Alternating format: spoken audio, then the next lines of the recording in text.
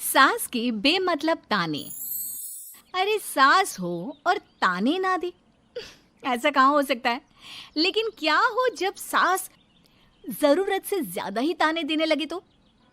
सुन बहू, आज घर में कुछ खास मेहमान आने वाले हैं, तो लंच पर ये सब बना देना। ये पकड़ लिस्ट, और कुछ भी कम ज्यादा नहीं होना चाहिए। वैसे तेरे बारे में जानती हूँ मैं, मेरे टाइम पर तो हमें बताने वाला भी कोई नहीं था। माँ जी कितने लोग आ रहे हैं ये तो लिखा नहीं है। खाना बच जाए तो दिक्कत, कम पड़ जाए तब तो दिक्कत ही दिक्कत है ना। क्यों? अरे सवाल पर सवाल ही करती रहती है, यह ठीक नहीं है। मेरे टाइम पे तो मजाल है कि हमारे मुंह से चू भी निकले। वो क्या है ना माँ जी, मैं खाना उसी हिसाब से बनाने का सोच रही हूँ। कहीं खाना कम ज्यादा बन गया तो आप तो मुझे पाताल में ही डाल देंगी ना। मेरे टाइम पे तो हम इतना बोलना क्या सोच भी नहीं सकते थे कि सास को कैसे ताने दे। अरे अरे रे माँ जी, कहाँ ताने दे रही हूँ। पर माँ जी इतना सारा खाना मैं अकेले कैसे बनाऊंगी। कोई हेल्प, कोई हेल्प। कितनी बड़ी बात बोल गई बहू। कोई हेल्प ना जी ना, वो भी सास। सास तो सिर्फ ताने देती है, ताने। हेल्प? हमारे टाइम में सास को ये शब्द बोल दो तो भूचाल आ जाता था। बाकी मैं तो अपने सास की लाडली बन गई थी, पर तू तो बहू की बहू ही रहेगी। क्यों नहीं बना पाएगी? अरे अभी तो बनाना शुरू किया नहीं और पहले ही सोच लिया नहीं बना पाऊंगी। आजकल की तुम जैसी बहुओं के ये बहाने होते हैं कि कैसे नहीं बन पाएगा। अरे मैंने भी अपने टाइम पे बनाया था, अरे बल्कि इससे भी ज्यादा खाना बनाया था, तो तुझसे क्यों नहीं होगा? हैं? सब होगा जा। माँ जी मैं बना तो लूंगी, मैं बस इतना बोल रही हूँ कि अगर आप थोड़ी मेरी मदद कर देती तो। अरे अरे अरे, शर्म नहीं आती तुम्हें अपनी सास से मदद मांगते हुए? हमने अपने टाइम पर कभी अपनी सास से ऐसा नहीं बोला। सच में आजकल की लड़कियां तो बहुत ही छुई मुई सी होती हैं। जरा सा काम देखा नहीं कि बस पहले मदद मांगने दौड़ने लगती है। अरे अब ये सब बहाने नहीं चलेंगे। हाँ, जा जाकर खाना बना। हमारे टाइम पर हम ये करते थे, हमारे टाइम पर हम वो करते थे। हाय रे ताने। फिर शाम को। अरे बहू कहाँ चले गए? मुझे ये सामान पकड़ा जरा। हमारे टाइम पर मजाल है कि हम सास के साथ खड़े ना हो। हाय रे क्या करूं, बस कोमल तैयार हो जा ताने खाने के लिए। काश इस औरत के समय में मैं होती तो देखती ये क्या क्या करती थी अपने टाइम पर। माँ जी यही हूँ, बस चिंटू को पढ़ाना था। अरे हमने भी बच्चे पढ़ाए हैं हमारे टाइम पर, चिंटू को बाद में पढ़ाना। जा पहले वो कर जो कहा है। बहू बेचारी क्या करती, बच्चे को छोड़कर लग जाती है सास के साथ। हमारे टाइम पर ना। फिर तो सास बोली जा रही थी और बहू सुनी जा रही थी। अगले रोज।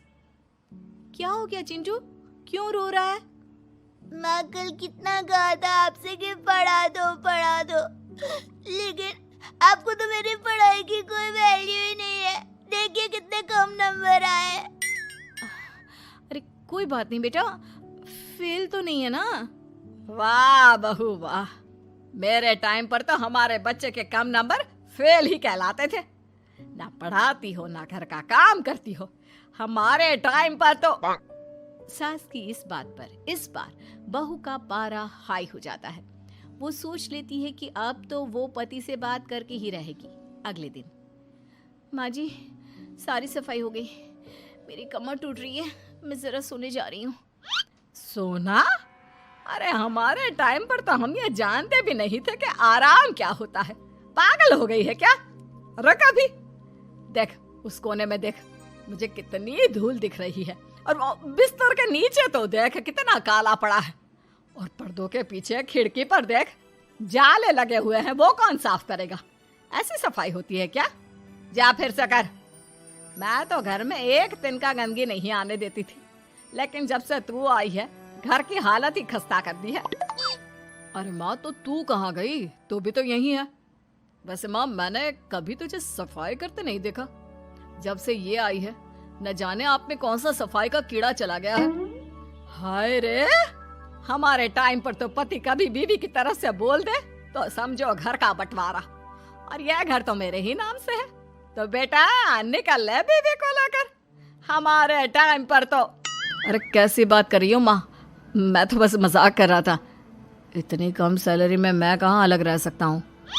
माँ जी प्लीज़, मैंने अभी पूरा घर साफ किया है और इन जालों को झाड़ूंगी तो फिर से पूरी गंदगी हो जाएगी, फिर से सारे घर के झाड़ू। ना माँ जी ना। हमारे टाइम पर तो मैं दिन में 10 बार झाड़ू लगाती थी, हमने नहीं किया है क्या? मायके से कोई तो संस्कार लेकर आई होगी ना तू बहू, क्या कुछ भी नहीं। तभी पति आ जाता है। बहू पति की तरफ देखती है कि शायद वो उसे उसकी माँ के प्रकोप से बचा सके, लेकिन नहीं, उल्टा उस दिन की माँ की डांट की बात से तो पति के तेवर ही बदल जाते हैं। देखो माँ जो करती है करती रहो, माँ बड़ी है, जो कहती है सही तो कहती है। बस पति का ये कहना और बहू का पारा 7वें आसमान में। एक इनके भरोसे मैं सब सह रही थी, लेकिन आज तो इन्होंने मेरा ही साथ छोड़ दिया माँ के लिए। अब तो इन लोगों को सबक सिखाना ही होगा। फिर एक दिन, बहू ये कौन है और तुम्हारे साथ क्या कर रहा है? और ये हाथ, अरे हाथ छोड़ मेरी बहू का, कौन हो तुम? माँ जी वो कोई नहीं माँ जी, माफ कर दीजिए। बहू घबराने का नाटक करती है। अरे क्यों डर रही हो तुम? मैं हूं ना तुम्हारे साथ। आंटी जी, मैं इसका बॉयफ्रेंड हूँ और मैं इससे मिलना आया हूँ। कोई समस्या? बोलिए। बोलेंगी क्या? यही कि इनके टाइम पर तो इन्होंने न जाने कितने ही बॉयफ्रेंड बना बना कर छोड़ दिए हैं। क्यों माँ जी, यही कहने जा रही थी ना आप? अब क्या था, सास की बोलती बंद। कैसे कहे कि उनके टाइम पर। बहू ये सब ठीक नहीं है। मेरे टाइम पर। हाँ हाँ आंटी जी, क्या आपके टाइम पर क्या? जरा हमें भी बताइए ना। अरे हमारे टाइम पर बॉयफ्रेंड कुछ नहीं होता था। सास की आंखों की शर्म होती थी। अरे पति के अलावा किसी और से बात भी नहीं करते थे हम लोग। ये क्या चल रहा है बहू? चल क्या रहा है आंटी? ये तो परेशान है आपके घर में आकर। आप हर बात पर इसे सुनाती रहती है, ताने माने। अब इससे बर्दाश्त नहीं होते तो मैंने सोचा क्यों ना मैं इसे अपने ही घर ले जाऊं, कम से कम आराम से तो रहेगी। वाह रे, हमारे वक्त में तो ऐसा नहीं होता था कि सास के ताने बर्दाश्त नहीं तो किसी और के साथ चली जाओ। अब नहीं होता तो नहीं होता माँ जी। मैं भी तो कल को अपनी बहू को कुछ अपने वक्त की सुनाऊंगी ना, कि सास के ताने समझ में नहीं आ रहे थे अपने वक्त में, तो मैं अपने बॉयफ्रेंड के साथ चली गई। वाह, फिर तुम्हारी बहू को समझ में आएगा कि तुम कितनी मॉडर्न थी अपने वक्त में। अरे चुप, बिल्कुल चुप। क्या बकवास कर रहे हो तुम दोनों? तो क्या करे, पति को तो अपने घर की लालच दे रखी है, वो तो मेरे लिए बोलते नहीं, तो किसी के पास तो मैं रहूं ना शांति से। तभी पति आ जाता है। नहीं, दूसरा घर तो मैं ले सकता हूँ, लेकिन दूसरी बीवी नहीं। माँ वो कितने ताने सहेगी? मुझे मेरी गलती का एहसास हो गया है। चलो हम कहीं और रहेंगे। अरे नहीं, हमारे जमाने में। फिर माँ जी? मतलब मैं कैसे रहूंगी तुम लोगों के बिना? बहू मुझे माफ कर दे। ओके, कर दिया माफ। अच्छा ये तो बताओ कि ये लड़का कौन है? मैं इसकी मौसी का बेटा हूँ, मिलने आया था। अच्छा दीदी, बाय।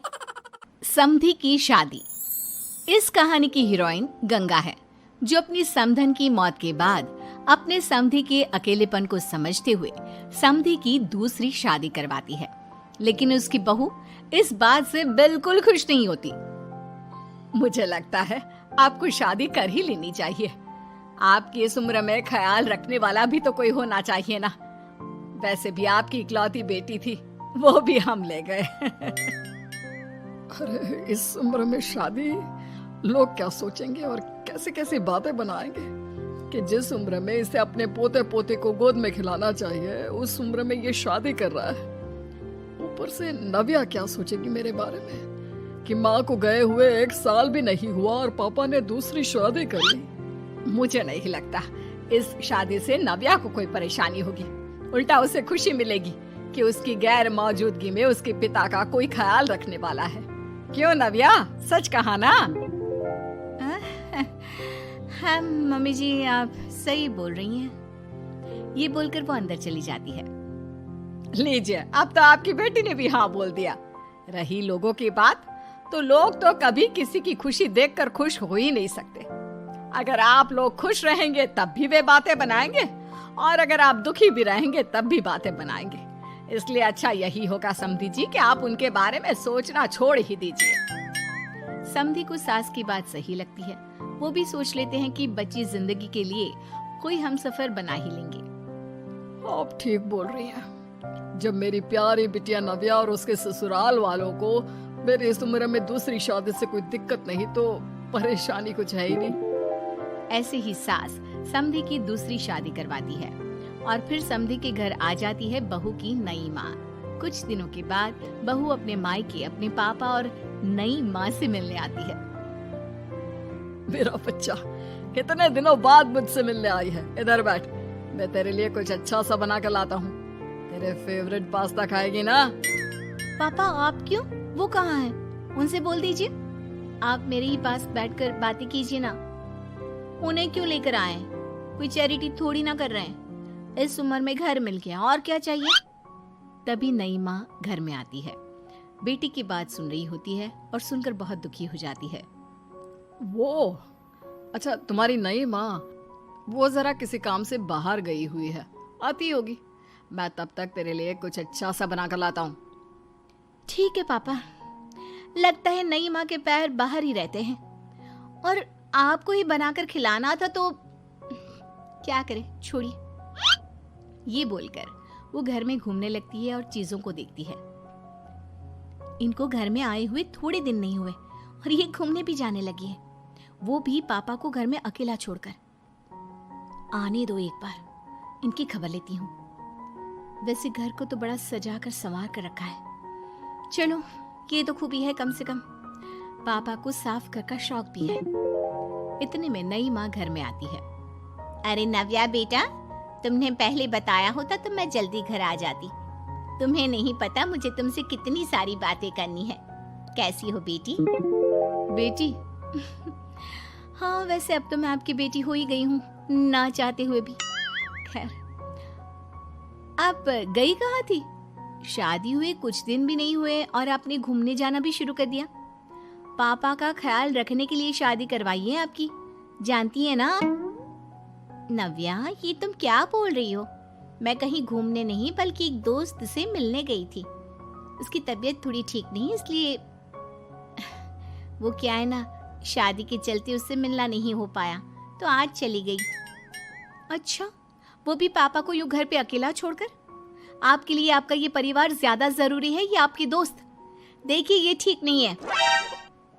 इतने में पिता आ जाते हैं। अच्छा, तुम आ गए। आओ, चलो तीनों मिलकर बैठ के खूब सारी बातें करते हैं। माँ कुछ नहीं कहती, चुपचाप अंदर चली जाती है। ऐसे ही बहू जब भी अपने मायके आती, अपनी नई माँ से ऐसे ही बात करती। नई माँ बहू के इस बर्ताव से परेशान होकर उसकी सास को बताती है। देखिए माना, वो बेटी है, लेकिन मैंने भी शादी की है। वो बेटी कम, सास सा व्यवहार ज्यादा करती है। अब छोटी है तो कुछ कहना ठीक नहीं लगता। बाकी शादी का रिश्ता लेकर तो आप आई थी, इसलिए आपको बता रही हूँ। मैं शादी करके बहुत पछता रही हूँ। अरे परेशान ना हो, मैं बहू से बात करती हूँ।